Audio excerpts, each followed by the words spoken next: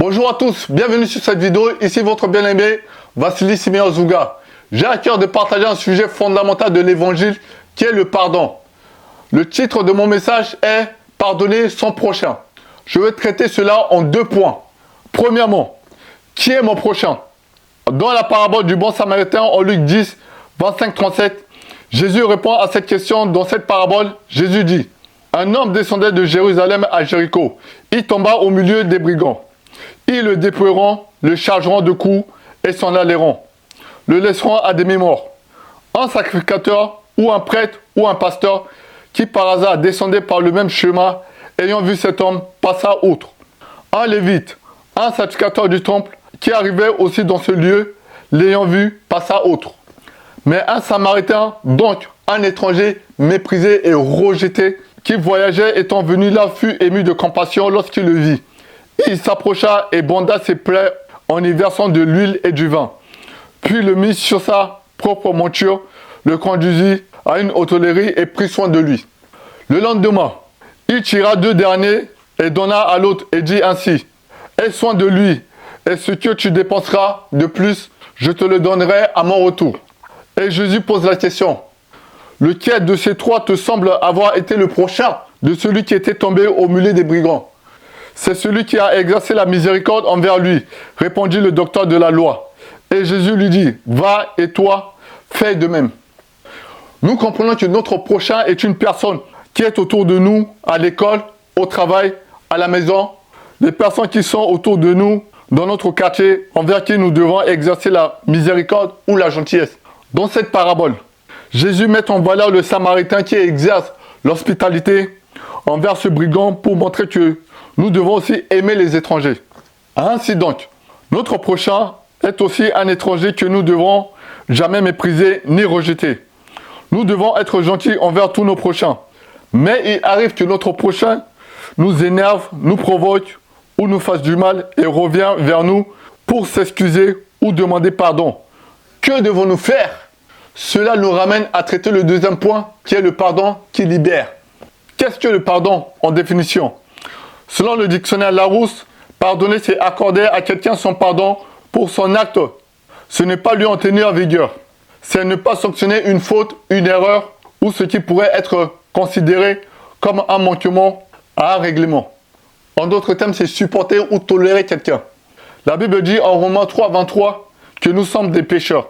Mais Dieu nous a pardonnés et rachetés par le sang de Jésus, d'après Éphésiens 1, 7 ou Colossiens 1, 14. C'est pourquoi dans la prière de notre Père, Jésus nous demande de prier en disant à Dieu: pardonne-nous nos offenses, comme nous aussi nous pardonnons à ceux qui nous ont offensés. Dans Matthieu 6, 12. Sans le pardon, personne ne peut s'approcher de Dieu. Ainsi donc, le non-pardon nous éloigne de la présence de Dieu. C'est pourquoi Jésus dit en Matthieu 6, 4, 15 que si vous pardonnez aux hommes leurs offenses, votre Père vous pardonnera aussi. Mais si vous ne pardonnerez pas aux hommes leurs offenses, votre Père ne vous pardonnera pas aussi.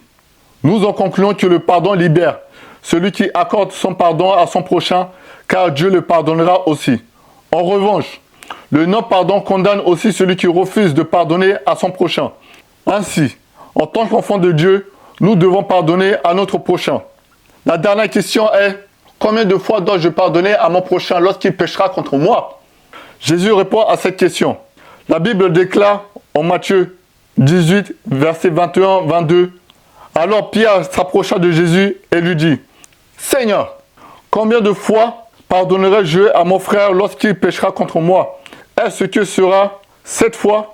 Jésus lui dit: je te le dis, pas jusqu'à 7 fois, mais jusqu'à 70 fois 7 fois. Autrement dit, nous devons pardonner notre prochain sans limite, puisque 70 fois 7 fois, c'est beaucoup. En conclusion de notre exhortation du jour, le pardon nous libère et nous rapproche de Dieu, qui va écouter nos prières et nous exaucer. Bien-aimés, si le Seigneur m'a conduit d'élaborer ce sujet avec vous, c'est qu'il veut parler à toi qui regardes précisément cette vidéo à l'instant.